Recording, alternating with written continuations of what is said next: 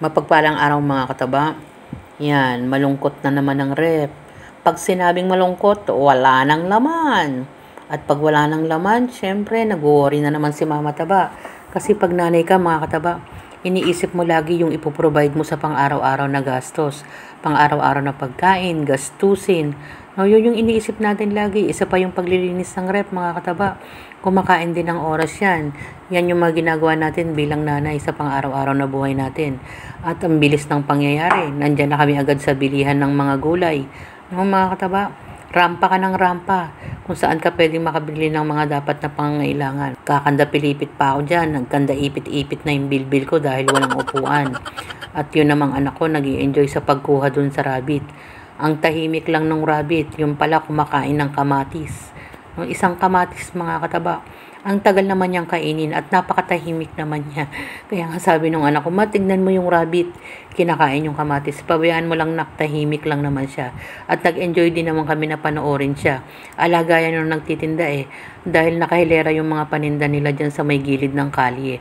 Maraming bumibili mga kataba. O yan yung binabanggit ko.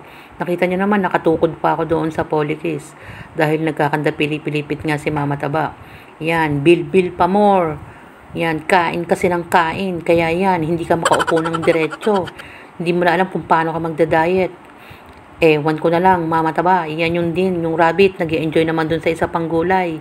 Alam ko, talbos ng sayote yung pinag-iinteresan na naman niya.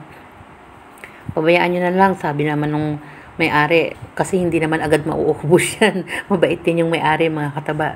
At naman si mama taba naman. Yan, serious na yan sa pamimili. Dahil kailangan nating mamili dahil marami ring bumibili. Sa dami ng nakahilera na gulay, mga kataba. Magsawa ka kung anong bibilhin mo. At iniisip, kasi bago ako pumunta dyan, mga kataba, iniisip ko na rin yung mga lulutuin ko.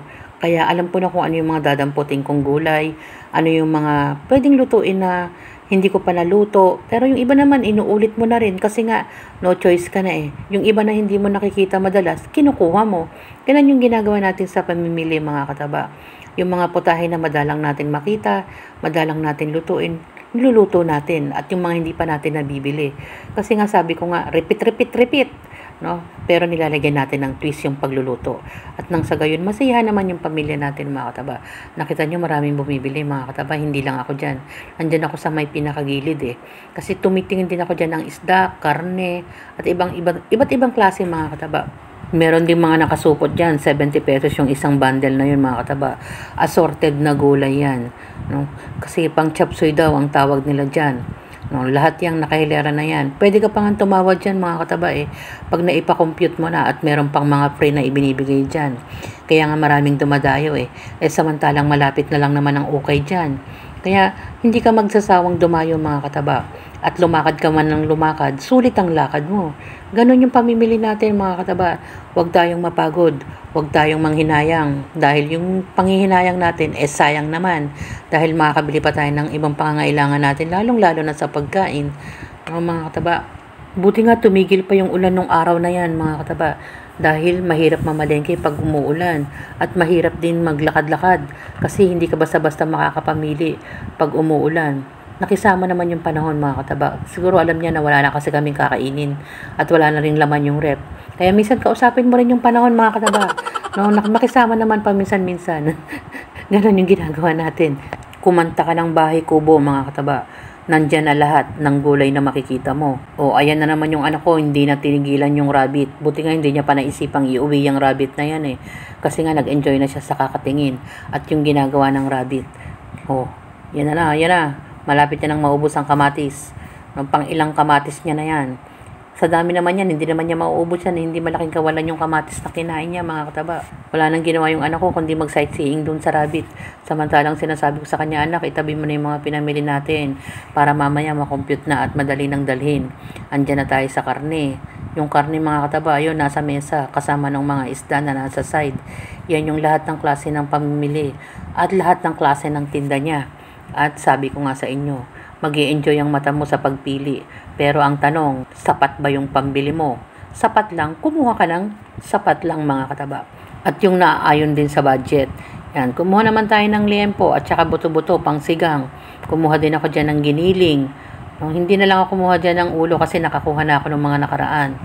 Yung mga sabi ko nga, yung mga hindi pa namin nakukuha na iluluto ng mga nakaraan, yun ang mga kinuha ni Mama Taba. O sa ilalim naman, isang kahon yan. Yung pala mga kataba, ang ginagawa pala dyan, merong mga nagpapabili, siguro mga nagtitinda rin, bultuhan, nakikisuyo, or siguro konsuelo na lang yung ibinibigay doon sa may-ari. Kasi kumukuha ko doon nung una ng patatas Madam, may-ari na po. Meron na pong may-ari niyan. O yung pangsisig. Kumuha lang tayo dyan ng mga ilang piraso ng isda, iba't ibang klase ng isda. Kumuha ko dyan mga kataba, bangus, maya-maya.